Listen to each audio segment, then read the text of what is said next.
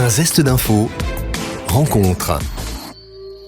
Samedi, le 22 janvier, c'est la journée franco-allemande. Que représente pour vous l'amitié franco-allemande ? C'est la question que Louis Beck, stagiaire journaliste de l'IICP, communication et journalisme, est allé vous poser. Écoutez. La paix, c'est pour cette raison-là qu'au départ, elle avait été souhaitée. On peut supposer que derrière, il y avait aussi des relations économiques.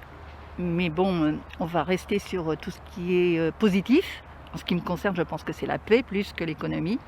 L'amitié franco-allemande, c'est la base de cette construction européenne où on a plutôt que de se faire la guerre pendant des années, il valait mieux se réunir ensemble pour construire un projet. Et puis c'est aussi, je pense, historiquement une relation commune, puisqu'on était quand même assez proches des Allemands, historiquement parlant, au Moyen-Âge.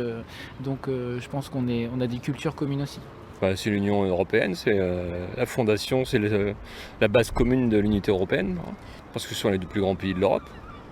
Ça évoque pas mal de choses. Déjà, ça évoque l'Europe, ça évoque le fait qu'on s'est relevé de tous ces événements ensemble, qu'aujourd'hui on essaye de maintenir cette amitié de plus en plus.